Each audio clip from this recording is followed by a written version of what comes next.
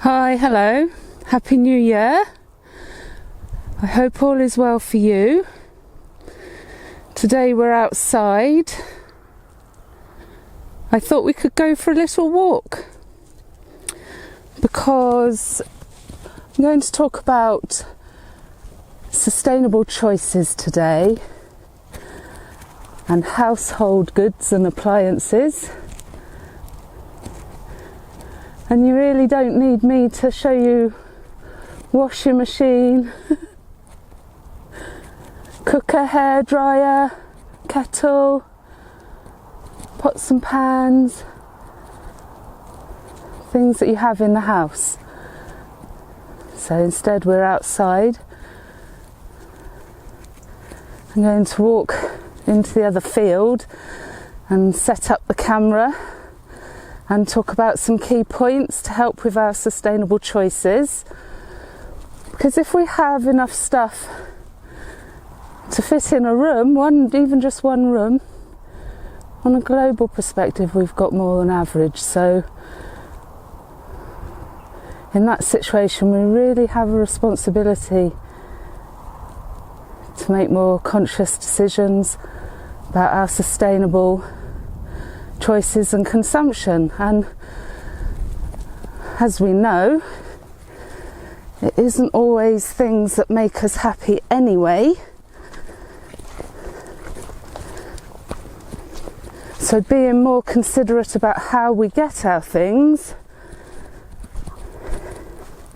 is pertinent because the planet is under a lot of stress. There's a lot of environmental crisis and stress as a result of our consumer behaviour, and that also includes the inequalities and social justice stresses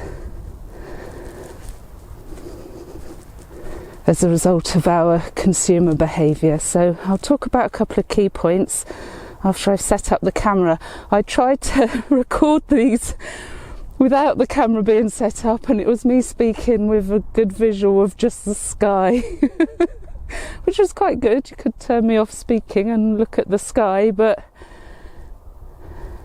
I thought you'd probably want some landscape here in Wales. Glorious green Wales, beautiful, beautiful land.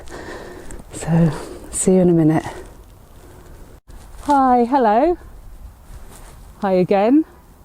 So today I'm going to be talking about sustainable choices, household goods and appliances in the field. Yay!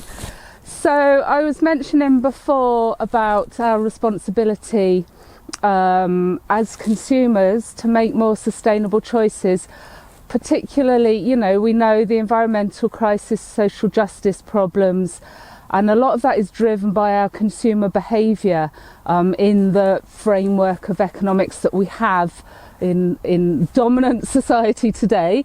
But today it's just a few key points to help those decisions. So number one would be, do you need the item? Obviously, not purchasing in the first place is going to have the best impact on reducing your carbon footprint, but obviously then there are things that we do need or want and that we are going to buy, and we can still make more sustainable choices even as consumers. And it's not just about reducing our carbon footprint anyway, obviously, so there are other considerations. One being, another option is obviously recycling. That's buying second hand and fixing things when they're broken. Reusing, upcycling and repurposing things gives a really good opportunity to be creative when something may have broken but it could be used in another way. And also another one is considering the energy provider, because a lot of household goods and appliances are run by electricity, and so how that electricity is gained is a big factor. and can be more sustainable if you have electricity provided from renewable sources, for example. And thankfully there are more options in this regard, and opportunities to have sustainable energy and electricity supply, and also gas and other energy sources, but electric being the main one.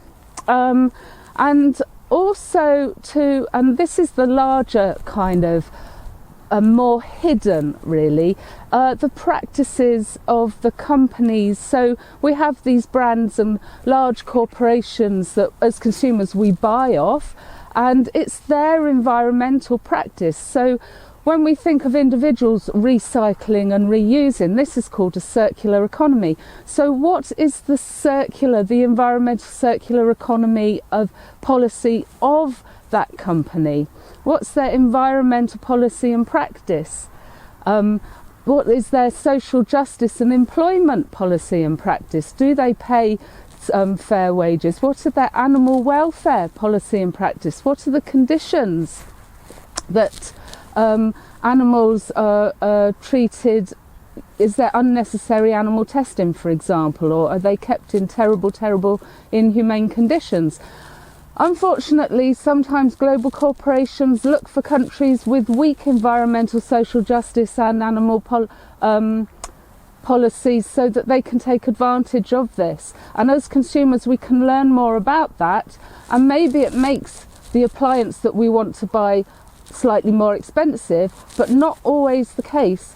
And when it comes to our values as consumers, maybe a few pounds more for a better ethical company is worth considering, particularly if we have children or we're considering future generations.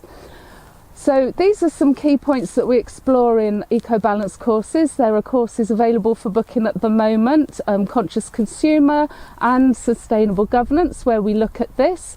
And in Sustainable Governance we also look at banking, and my next video in Sustainable Choices will be about money, because that's a huge kind of influencing factor of our attitudes to money and how we invest money.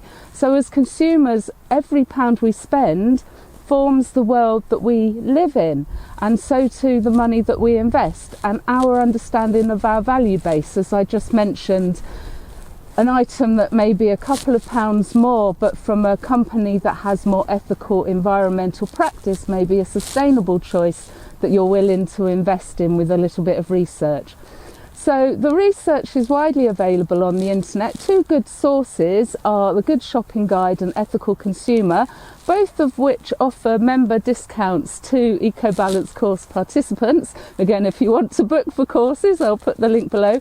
And I'll also put the websites to those two resources as well, the Good Shopping Guide and Ethical Consumer, so you can explore and have a look at how ethical the most common brands that you engage with as a consumer, and it can be quite shocking and quite upsetting, so brace yourself, but it's worth looking at, and it's actually a really empowering way of being able to influence how things are. As we know, we're facing some complex challenges, so conscious consuming and sustainable choices can be quite empowering, because you can actually make those essential contributions for the world that we want to live in. And it's a beautiful world, you know. We're all on different parts of land, but most generally Earth is pretty wonderful. So thank you so much for listening. Do subscribe to the channel, like and share this video. Also, your comments are really welcome.